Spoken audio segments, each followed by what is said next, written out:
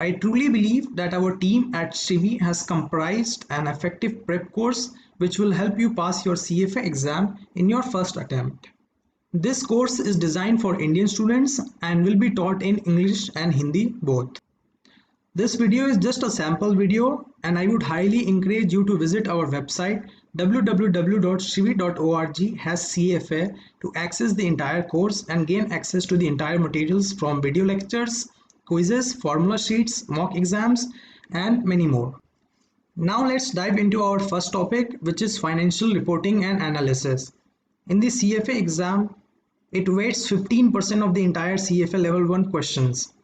So what does that mean? It means that 36 questions will be asked from this topic out of 240 questions. So it is a very important topic. ये जो definition आप देख रहे हो, ये international accounting standard board से ये definition दिया गया है. ये आप जस्ट एक बार रीड कर लो क्योंकि हमारा मेन एजेंडा इस सैम्पल वीडियो का आपको बैलेंस शीट समझाना है. सो अपने आगे बढ़ते हैं और की फाइनेंशियल स्टेटमेंट्स 3 टाइप के होते हैं. पहला होता है आपका बैलेंस शीट, दूसरा होता है इनकम स्टेटमेंट, तीसरा होता है स्टेटमेंट ऑफ कैश फ्लोज. और एक फाइनेंशियल स्टेटमेंट में और भी चीज़ें होती है जैसे statement of comprehensive income, statement of changes in owners equity, footnotes and supplementary schedules और मैनेजमेंट डिस्कशन एंड एनालिसिस. लेकिन इस सैम्पल वीडियो में हम इस पर अभी फोकस नहीं करेंगे, हम आगे बढ़ेंगे बैलेंस शीट की तरफ. Balance sheet is also known as statement of financial positions, जिसमें कि एसेट्स होते हैं, लाइबिलिटीज होती है और इक्विटी होता है. Balance sheet is also known as statement of financial positions और स्टेटमेंट ऑफ फाइनेंशियल कंडीशंस, जो कि आपका ऊपर यहाँ पर डेफिनेशंस है. और balance sheet must always balance, that is assets is equal to liabilities plus owners equity. ये बहुत ही इंपॉर्टेंट इक्वेशन है. एज अ फाइनेंसर और एज एन अकाउंटेंट आपको ये इक्वेशन याद होना चाहिए और सीएफए एग्जाम के लिए भी ये इक्वेशन बहुत इंपॉर्टेंट है. आप जो आप देख रहे हो ये एक टिपिकल बैलेंस शीट है. ये एक सिंपल बैलेंस शीट है. बड़े बड़े कॉर्पोरेशंस के लिए बड़े बड़े बैलेंस शीट्स होते हैं. एक बैलेंस शीट में आप क्या देख सकते हो? आप देख सकते हो एसेट्स, लाइबिलिटीज और शेयर होल्डर इक्विटी. एसेट के अंदर 2 टाइप के एसेट्स होते हैं, करेंट एसेट्स और नॉन करेंट एसेट्स. और लाइबिलिटीज में करेंट लाइबिलिटीज और नॉन करेंट लाइबिलिटीज होती है. और शेयर होल्डर इक्विटी आपका राइट में होता है. अब अपने देखते हैं कि एसेट्स क्या होते हैं. डेफिनेशंस क्या है एसेट्स का? Flow of future economic benefits to the entity. Example इसके हैं cash and cash equivalents, inventories, PPP and E जो कि प्लांट प्रॉपर्टी एंड इक्विपमेंट होते हैं, फाइनेंशियल एसेट्स, इंटेंजिबल एसेट्स और बहुत अलग अलग टाइप के एसेट्स एक कंपनी के पास हो सकती है. लाइबिलिटीज का definitions: probable sacrifice of future economic benefits to the entity, मतलब नेगेटिव दिखाया जाएगा बैलेंस शीट में. एग्जाम्पल इसका हो गया bank loans, accounts payable, tax liabilities, earned revenues, financial liabilities और बहुत अलग अलग टाइप के लाइबिलिटीज हो सकते हैं. Equity: assets minus liabilities is equal to equity. इसका कैरेक्टरिस्टिक्स ये होता है कि ये परमानेंट है. इक्विटी हमारे पास एक फिक्स नंबर में होता है मतलब, और इसमें कोई चार्जेस नहीं होता अर्निंग्स के अगेंस्ट में. Now let's understand how should we balance the balance sheet. So there are 2 ways. First is to record the transaction on both sides of the balance sheet, left and right. अपने लोग वापस चलते हैं और इसको समझते हैं.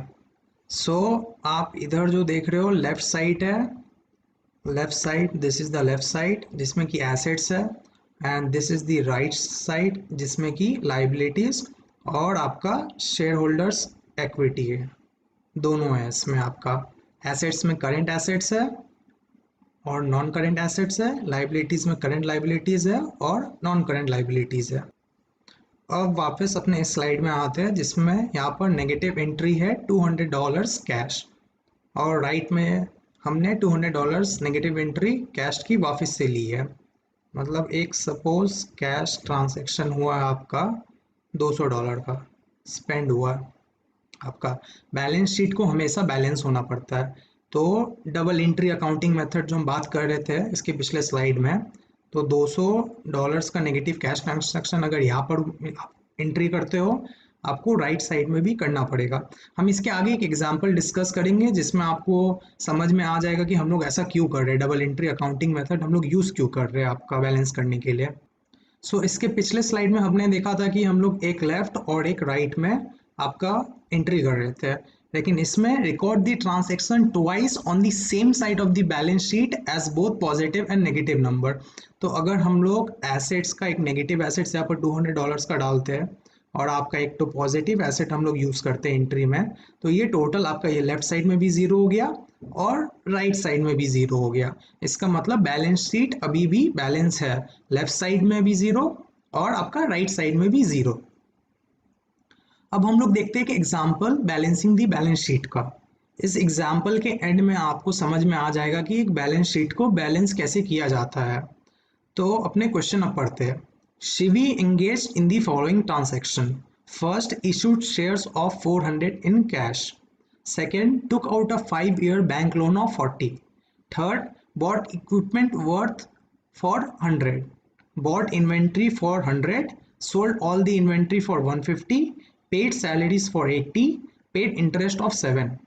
अभी घबराने की जरूरत नहीं है, हम लोग एक एक करके इंडिविजुअल स्टेप बाय स्टेप इसको सॉल्व करेंगे one at a time. Question में आपका एक डिस्क्लेमर है, asset is equal to liabilities plus shareholders equity, जो कि बैलेंस शीट को बैलेंस करने का मेन इक्वेशन है। बस एक डिस्क्लेमर आपको याद करने के रूप में दिया गया है इस इक्वेशन को। क्वेश्चन का पहला पार्ट था issued shares of 400 in cash.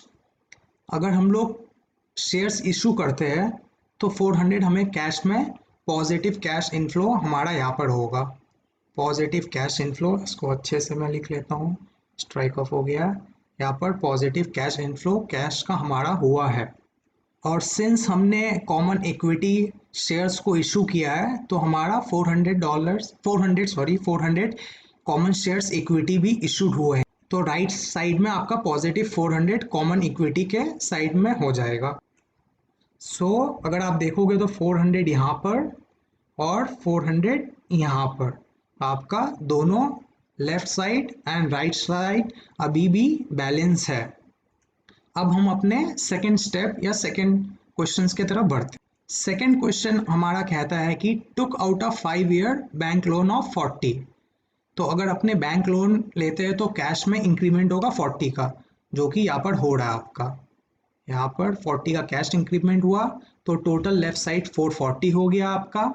और राइट साइड में नॉन करेंट लाइबिलिटीज, क्योंकि 5-year बैंक लोन है और नॉन करेंट लाइबिलिटीज वो लाइबिलिटीज होते हैं जो कि ग्रेटर देन 1 year होता है आपका। तो यहाँ पर 40 का इंक्रीमेंट हुआ आपका। तो कॉमन इक्विटी 400 ऑलरेडी हमारे पास था, यहाँ पर भी टोटल 440 हो गया और आपका लेफ्ट साइड में भी टोटल 440। बैलेंस शीट अभी भी बैलेंस है। आपका थर्ड पार्ट है बॉट इक्विपमेंट ऑफ 100। तो अगर हम इक्विपमेंट खरीदते हैं तो हमारा कैश लेस हो जाएगा, जो कि आपका इस क्वेश्चन में हमने यहाँ पर डाला है कि कैश लेस हो गया। 440 से कैश 340 हो गया आपका। और नॉन करेंट एसेट्स जो कि हमारा equipment plant property and equipment जो हम लोग कहते हैं उसमें 100 का इंक्रीमेंट हुआ आपका। तो ये एक ही साइड में हमने दोनों एंट्री कर दिया है, despite of like left and right को हम लोग एंट्री करते हैं, जो जैसे कि ये आपके प्रीवियस क्वेश्चन में हमने किया था कि एक में आपका इंक्रीज हुआ तो दूसरे में इंक्रीज हुआ, इसलिए बैलेंस शीट बैलेंस था। इस वाले पार्ट में दोनों आपका लेफ्ट साइड में एंट्री हो चुका है, एक नेगेटिव और एक तो positive. So this remain same as 440 and even this remain same as 440। Left side is equal to right side, balance sheet is again balance. Fourth step था कि बॉट इन्वेंट्री फॉर 100। तो इन्वेंट्री जब हम खरीदेंगे तो यहाँ पर नेगेटिव आपका हो जाएगा 100, जो कि यहाँ पर शो किया गया, और ये टोटल कैश डिक्रीज होकर 240 हो गया आपका। लेकिन इन्वेंट्री इंक्रीज होगा आपका, जो कि एक एसेट्स है, इन्वेंट्री को भी एसेट्स में क्लासिफाइड किया जाता है। तो हम लोग यहाँ पर 100 ऐड कर दे रहे हैं आपका। तो still the total remains 440 on the left side, और right side liabilities and shareholders equity में हमने कुछ चेंज नहीं किया था, तो इसलिए आपका राइट में भी अभी भी 440 है। बैलेंस शीट अभी भी बैलेंस है, लेफ्ट साइड और राइट साइड दोनों ही बैलेंस है। फिफ्थ स्टेप जो कि अब थोड़ा कॉम्प्लिकेटेड होने जा रहा है, इसमें लिखा है sold all the inventory for 150। तो अपने पहले लेफ्ट साइड में फोकस करते हैं। सोल्ड मतलब बेचा गया, तो 150 में बेचा गया तो कैश में आपका इंक्रीमेंट हो गया 150 का। और हमने इन्वेंट्री बेचा तो आपका ऑल इन्वेंट्री मतलब 100 की 100 इन्वेंट्री हमने सेल कर दी, तो ये आपका ज़ीरो हो गया। और ये आपका जैसे 150 इंक्रीज हुआ तो ये 390 और टोटल ये 490। ये था लेफ्ट साइड। अब राइट साइड इससे थोड़ा कॉम्प्लिकेटेड है लेकिन ईजी है अगर आप समझोगे तो। राइट साइड में आपका नॉन करेंट लाइबिलिटीज 40 जो कि अनचेंज्ड है, इसमें कुछ अपने को चेंज करना नहीं है। कॉमन इक्विटी 400, पिछला वाला स्लाइड में अपने चलते हैं। आप देख सकते हो कि 400 आपका कॉमन इक्विटी पहले भी था और अभी भी 400 कॉमन इक्विटी और स्टॉक एक ही होता है। कॉमन स्टॉक अभी भी 400 है आपका। आप इस 50 में अभी फोकस मत करो एक बार के लिए, अपने कंसर्न करते रेवेन्यूज में। अपने लोग ने बेचा 150 में आपका, ठीक है। 150 ने बेचा तो 150 रुपीज़ या डॉलर आपका रेवेन्यू हो गया। कॉस्ट ऑफ सेल्स हमने खरीदा था 100 में, तो -100, तो ये 50 यहाँ से आया आपका।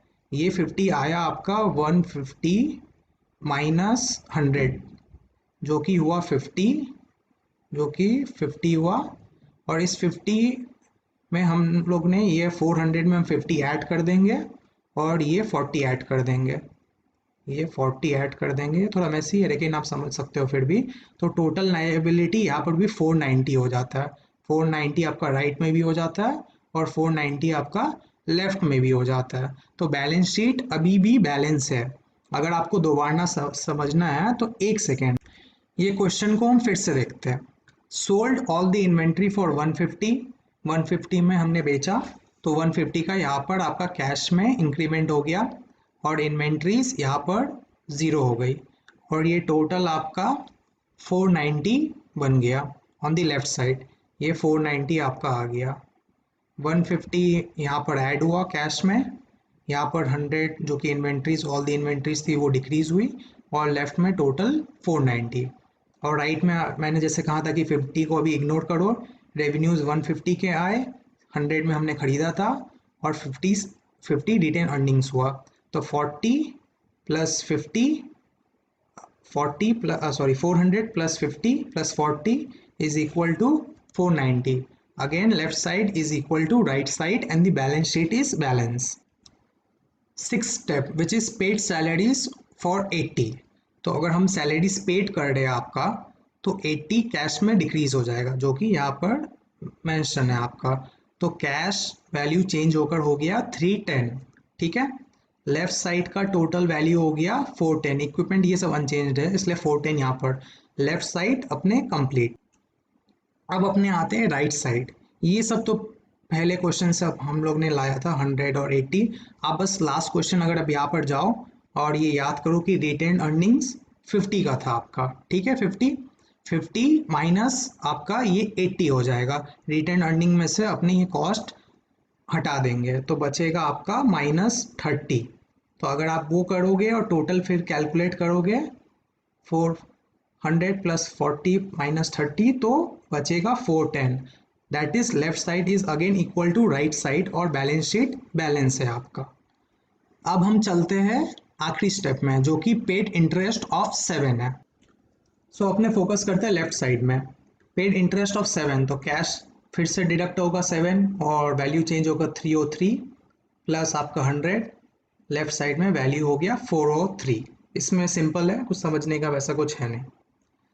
राइट साइड भी आपका इजी है क्योंकि 7 इसमें भी डिडक्ट हो जाएगा आपका रिटेन अर्निंग्स है 37 और अगर आप टोटल चेक करोगे तो ये 403 ही आएगा। तो left side is equal to right side, balance sheet is again balance. So अपने वापस क्वेश्चन में जाते हैं। क्वेश्चन में ये क्वेश्चन था आपका entire question, issue shares for 400 से लेकर पेड इंटरेस्ट ऑफ 7। तो 7 स्टेप्स को हमने 7 पार्ट को हमने 7 स्टेप्स में डिवाइड किया इजीली, जबकि आप स्टार्टिंग से लेकर एंड तक आप समझ सको और आखिरी तक balance sheet from step 1 to step 7 balance sheet हर एक स्टेप में बैलेंस था।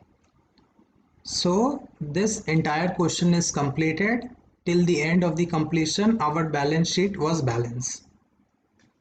Now we will move forward with more complicated topics and questions of balance sheet, which is important for the CFA exam.